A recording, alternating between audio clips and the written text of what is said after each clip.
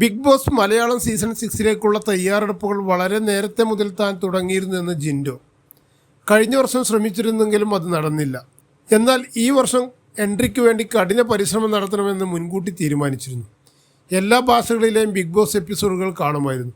അതോടൊപ്പം ഷോയിൽ പോയി വന്നവരെക്കുറിച്ച് പഠിക്കാൻ ശ്രമിച്ചിരുന്നുവെന്നും ജിൻഡോ വ്യക്തമാക്കുന്നു. പല സീസണുകളിലും താനുമായി അടുത്ത ബന്ധമുള്ളവർ വന്നിട്ടുണ്ട്. അതുകൊണ്ട് തന്നെ അപേക്ഷിക്കാൻ മടിയായിരുന്നു. പിന്നെ ചെറുപ്പം മുതൽ തന്നെ സിനിമ എന്നത് എൻ്റെ വലിയ ആഗ്രഹമായിരുന്നു. എൻ്റെ സാഹചര്യം കൊണ്ട് അതിലേക്ക് എത്തിപ്പെടാൻ സാധിച്ചില്ല.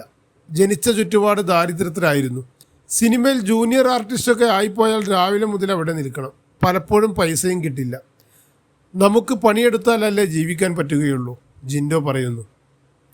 കുറേ പടങ്ങൾ ചെയ്തെങ്കിലും നമ്മൾ എവിടെയും രജിസ്റ്റർ ആകുന്നില്ല.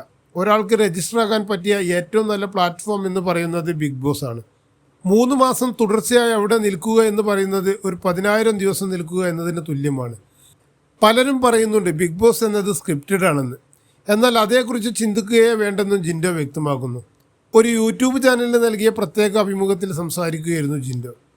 ആളുകളെ അത്യാവശ്യം ചീത്തയൊക്കെ വിളിക്കുന്ന വ്യക്തിയായിരുന്നു താൻ. ആരെങ്കിലും ഇങ്ങോട്ട് എന്തെങ്കിലും പറഞ്ഞാൽ അതിൻ്റെ ഡബിളായി തിരിച്ചു വിളിക്കും. ബിഗ് ബോസിലെത്തി 2 ആഴ്ച കഴിഞ്ഞപ്പോൾ തന്നെ അതെനിക്ക് മതിയായി. അതായത് ലാലേട്ടൻ പുറത്താക്കി. അതോടെ ചീത്ത പിടിച്ചാൽ ശരിയാവില്ലെന്ന് മനസ്സിലായി. നമ്മളെല്ലാവരും ഈ ലോകം വിട്ടുപോകേണ്ടവരാണ്. പോകുമ്പോൾ ആരും ഒന്നും കൊണ്ടുപോകുന്നില്ല. പിന്നെ ഞാൻ എന്നൊരാൾ ഇവിടെ ജീവിച്ചിരുന്നു എന്ന് അടയാളപ്പെടുത്താൻ സാധിക്കും. അത് പണം കൊണ്ട് നേടിയെടുക്കാൻ സാധിക്കുന്നതല്ല. പദവികളാണ് നമ്മളെ അടയാളപ്പെടുത്തുന്നത്. എനിക്കൊരു നടനാകണമെന്ന ആഗ്രഹമാണുള്ളത്. അതായത് നമ്മുടെ ഐഡൻറ്റിറ്റി പ്രൂവ് ചെയ്യണമെന്നും ജിൻഡോ പറയുന്നു. ബിഗ് ബോസിൽ നിന്നും പഠിച്ച പ്രധാന കാര്യം എന്ന് പറയുന്നത് ക്ഷമയാണ്. ഞാൻ ഒറ്റക്കായിരുന്നു. രതീഷും ജാൻമണിയുമാണ് അല്പസമയമെങ്കിലും കൂട്ടായിട്ട് ഉണ്ടായിരുന്നത്. ബാക്കിയുള്ളവരൊക്കെ എനിക്കെതിരെയും ആയിരുന്നു. ആ സമയത്ത് പിടിച്ചു നിൽക്കുക എന്നത് പ്രയാസമായിരുന്നു.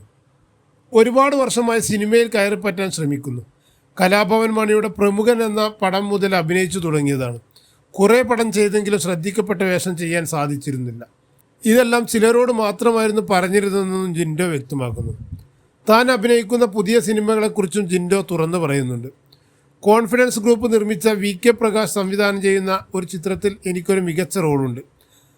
അതോടൊപ്പം തന്നെ NM ബാദുഷ നിർമ്മിക്കുന്ന ചിത്രത്തിൽ 3 നായകന്മാരിൽ ഒരാളാണ് താൻ. അതിൽ തന്നെ മെയിൻ വേഷമാണെന്നും ജിൻഡോ കൂട്ടിച്ചേർക്കുന്നു. അതേസമയം ജിൻഡോക്കെതിരെ കടുത്ത വിമർശനവുമായി രംഗത്തെത്തിയിരിക്കുകയാണ് സഹമത്സരാർത്ഥിയായിരുന്ന അസി റോക്കി. ജിൻഡപ്പന് കഴുകൻ്റെ സ്വഭാവമാണ്. തനിക്ക് കഴുകനായി കാണാൻ സാധിക്കില്ല. ഞാൻ ആരെയും പറ്റിക്കാനോ വഞ്ചിക്കാനോ പിന്നിൽ നിന്ന് കുത്താനോ പോയിട്ടില്ല. നേരെ വാ നേരെ പോ നയമാണ് തനിക്കുള്ളത്. ചോദിക്കാനുള്ളത് മുഖത്ത് നോക്കി ചോദിക്കും. പിന്നിൽ നിന്ന് കുത്താനോ കാര്യങ്ങൾ വളച്ചൊടിക്കാനോ തയ്യാറാകില്ല. ജിൻഡോ പലപ്പോഴും പറയേണ്ട കാര്യങ്ങൾ പറയില്ല. പറയേണ്ട കാര്യങ്ങൾ വിഴുങ്ങും. കപ്പ് കൊടുത്തത് എനിക്ക് ഫേവറായിട്ട് തോന്നിയിട്ടില്ല. കപ്പിൻ്റെ വാല്യൂ തന്നെ പോയതുപോലെയാണ് തോന്നുന്നത്. ജിൻഡോ എങ്ങനെയാണ് കപ്പ് നേടിയതെന്നും എനിക്കറിയില്ല.